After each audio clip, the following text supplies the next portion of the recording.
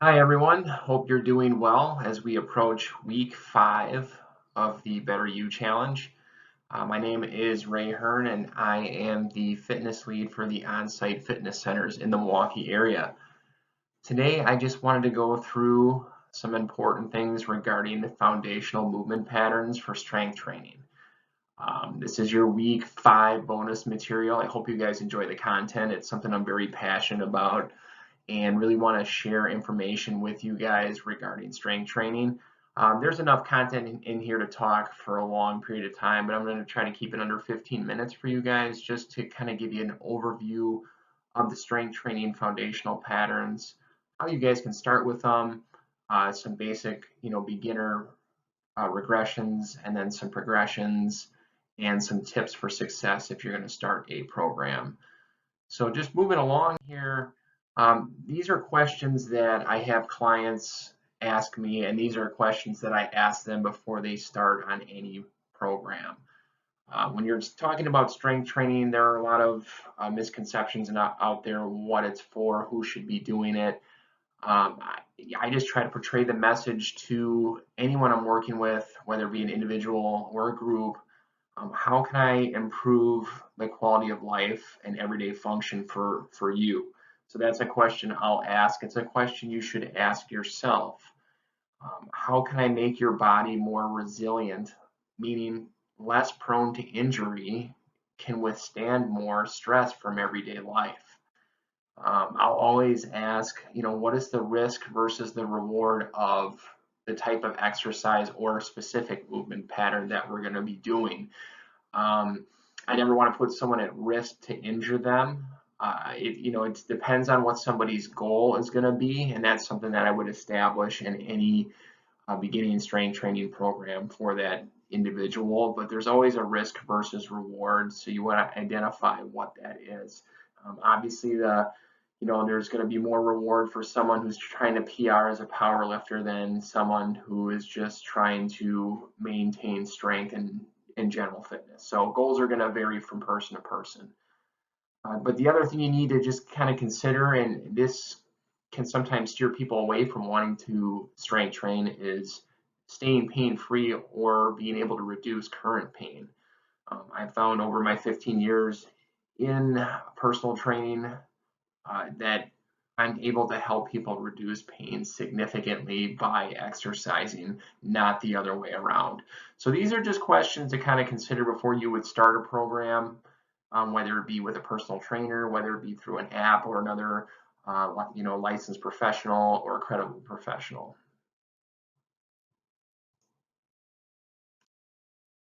So I want to go over the 6 primary patterns that I try to make everybody do as long as they're pain free. So the main patterns, as you can see here, are squatting, hinging, lunging, pushing, pulling, carrying. So those are all the primary movement patterns. There's other accessory movements that go along with these primary patterns, but these are the primary movements that we do in everyday life, whether you realize it or not.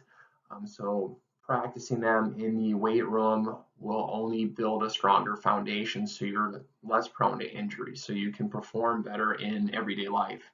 It's not just sports related or for athletic competition at all. So I'll go through each one of these. I'll go over the exercise, my thoughts on each movement, maybe some examples of how you can do the pattern. There's not just one movement for each pattern. There's tons of different regressions, progressions. So it's not a one size fits all by any means. So the first one is a squat. So you can see the gentleman here in the GIF. He's doing a goblet squat. Um, Squatting is not just putting a barbell on your back with heavy weight. Uh, and whether you think of this or not, we squat in everyday life. We sit down, we stand up, we sit on the couch, we stand up. You do it every day. So I'll have people say I can't squat, and I'll show them otherwise. But just some examples here, how I would start someone with a squat. Let's say they've never done it, they're worried about their knees, they're worried about their back. It would be just a body weight box squat, also known as sitting into a chair and standing up. From there, I would identify can you do that pain-free? Sometimes people can't. So there's other things that you have to address. What the gentleman's doing here is a goblet squat with a dumbbell. So, much easier than a barbell back squat, which is the third one I have listed here. And there's a million different ones in between. These three are listed in order of difficulty. So a bodyweight box squat would be your easiest regression. Your goblet squat would be, the second most difficult. Barbell back squat, I consider that one of the most difficult squat patterns to practice.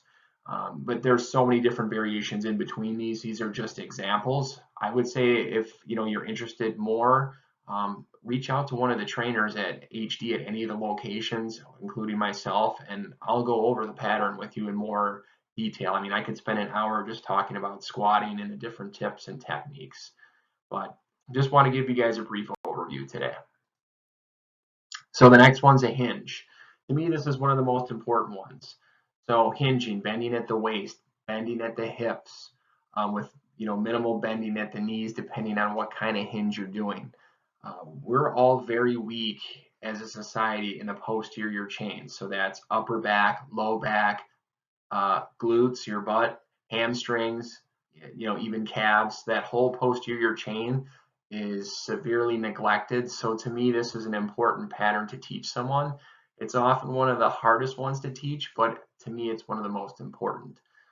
Examples is just a bodyweight hip hinge. So what you see the gentleman doing here in the video without the dumbbells would be a bodyweight hip hinge. So just learning to bend at the waist by keeping a neutral spine with a slight knee bend and pushing your hips back. That's all a hinge is. How many times do we get hurt when we're lifting things because we don't bend properly, we don't hinge properly? Like, if you're picking up something from the floor, a lot of times people hurt their back. This is an example of a dumbbell RDL. So you're holding a load at your waist and then bending down, which is a little safer than lifting from the floor, which is what the trap bar deadlift would be. So a true deadlift is pulling from the floor, which is considered a hinge pattern. How I would teach someone is I would see if they can do what this guy's doing without any weight, then maybe add a little weight. Eventually, through practice, you would go to pull from the floor, which involves really good technique so you don't get hurt when you do this pattern. So when you're thinking hinge, think glutes, hamstrings, low back, strengthening that posterior chain. That's the hinge. Again, I could spend so much time talking about each one of these. This is all I'm going to do for today, just a brief overview. Like I said, you guys can reach out to me anytime, or anyone on the team, or watch any of our videos on the YouTube channel to get a more comprehensive breakdown of different movement patterns. So next, going into the lunge and or split squat. They're very common. Lunge involves a step sequence. Split squat involves your feet remaining stationary in the same position, like you see the woman here is doing a Bulgarian split squat where her feet stay in position. To me, the lunge is very important. Everyday life, we don't move evenly as far as distributing our weight on both legs at the same time. We go upstairs, we run, we walk, we go up hills, we carry things around, but often we're moving when we do that. So to me, a lunge or a split squat is a really great way to isolate one leg at a time and build foundational strength so you're less prone to injury. So just going through the lunge, again, that's stepping.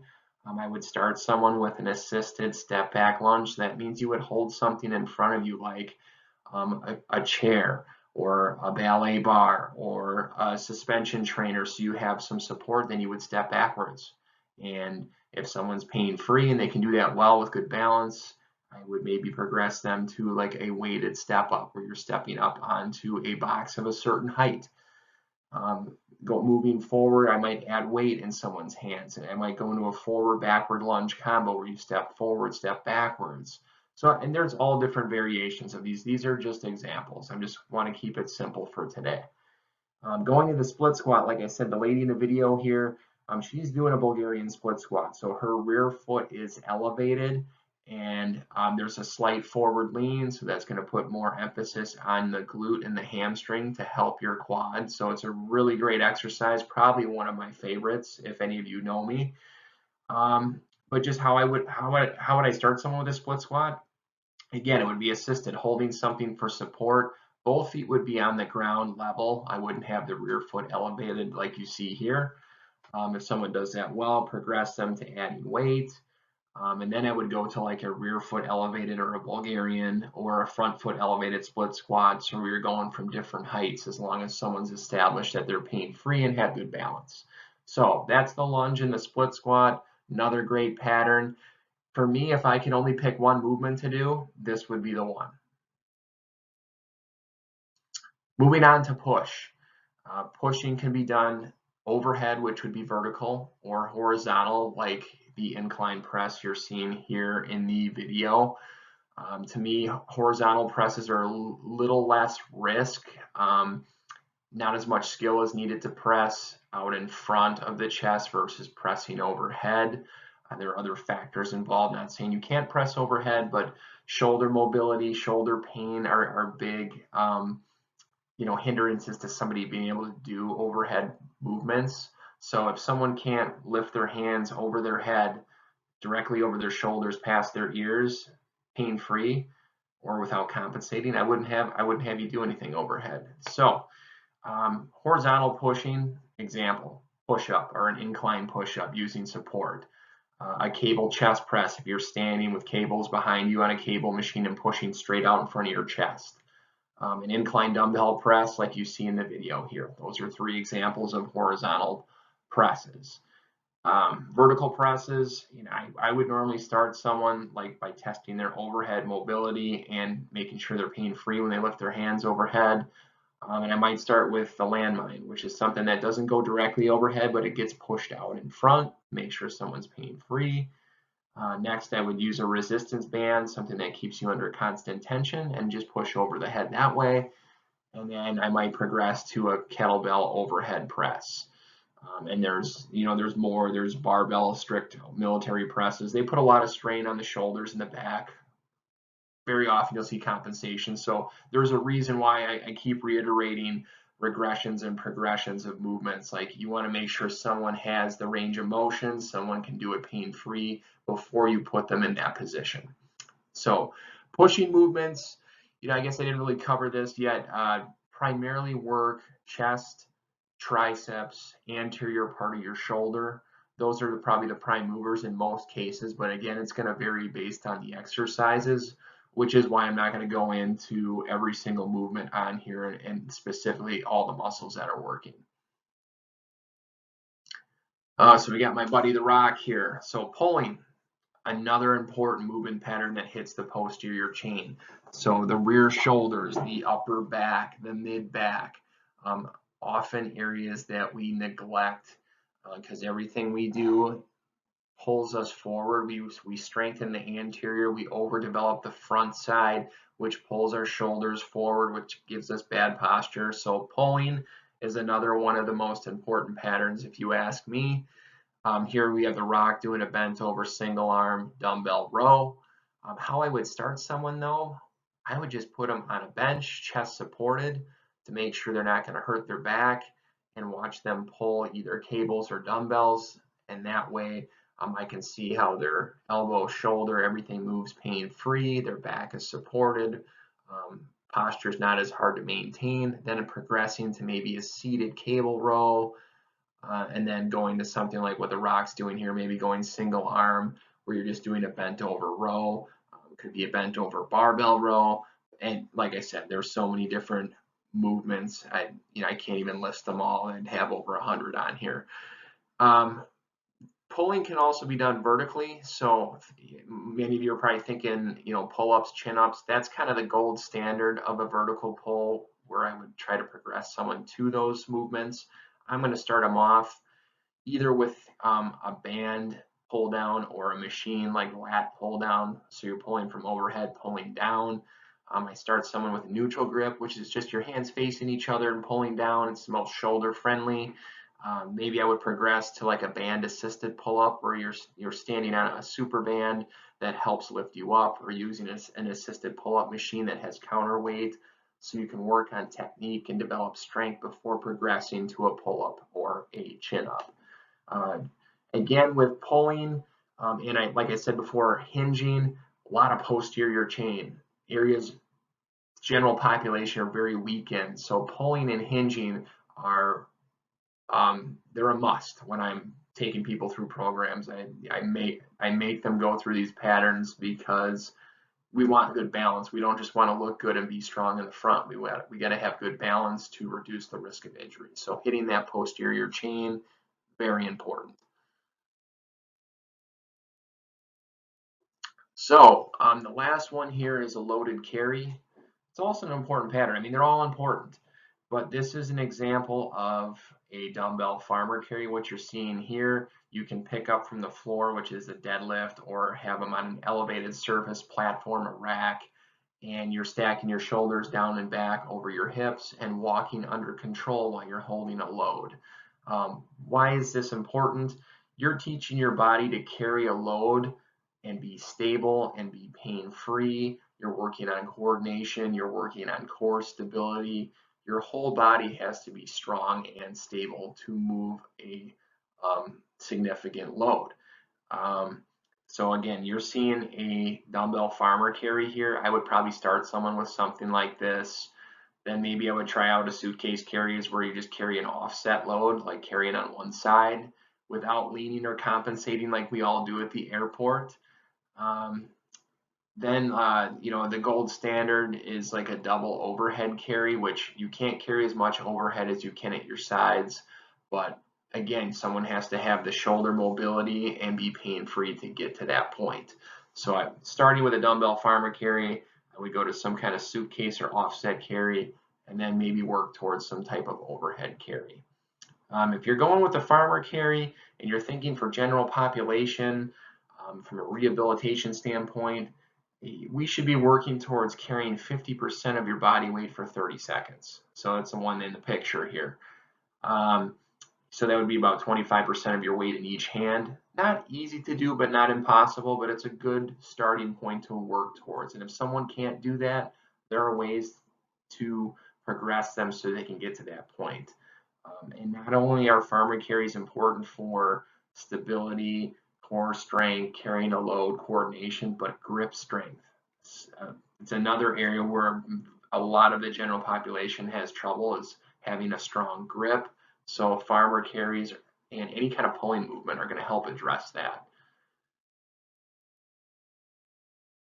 This is just a bonus here. This isn't one of like the primary patterns, but I kind of grouped this in with the carry pattern. We got to train core, right?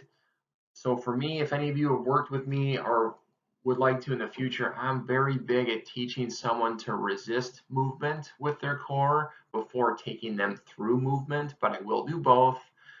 With the core here, we're looking at anti-movement. You're looking at anti-rotation on the left here. So this lady's in a half kneeling position doing what's called a Palloff press. So she's trying to avoid rotating side to side while she pushes that weight straight out. So she's working on being stable in her core, her hips, her shoulders. It's not just an ab exercise. And you're teaching your spine to reduce the risk of shear rotational forces when you do go through those movements. So it's a great exercise. I often start someone with this, especially if someone has some type of back pain where rotational movements cause issues. I'm going to teach them anti-movement first, and then I'll do anti-flexion extension. An example of that would be a plank, or like here, this is a progression, a half or a bird dog plank where you're extending opposing limbs. That could also be done on all fours where you're on your hands and knees. Like I said, there's tons of different movements for these. Just examples. These are good accessory core movements that help build better primary foundational movements too. So I would always have someone train core, but generally starting with anti-movement. So this is just a bonus here. So in summary, today I just went over the 6 foundational movement patterns, okay? So pushing, pulling, squatting, hinging, lunging, carrying a load. Talked a little bit about core. The takeaway is I want people to move without pain. So I'm going to teach you how to do that. If you want to work with myself or any one of the trainers, if you're going to do that, you should learn to work without pain or reduce pain. I mean, we're all going to have some type of pain. We have to learn to manage it and not make it worse. By making your body stronger through these foundational movement patterns, you can reduce pain. It's scientifically proven. If you do it right and safely, though. Um, if you're performing these movement patterns, the progressions or regressions, meaning like progressing or going back, you want to improve your everyday life function. That's what's most important to me when I'm working with someone. Uh, I would hope that's a goal for everyone, is to improve their quality of life. And it's not just sports performance. That could be a goal, but maybe you just want to feel better about yourself. Maybe you just want to be stronger. Maybe you want to be less prone to injury. There's so many different reasons, but improving someone's everyday life function just goes without saying. So if you are thinking about starting a strength training program, we have excellent trainers at all our Harley-Davidson facilities.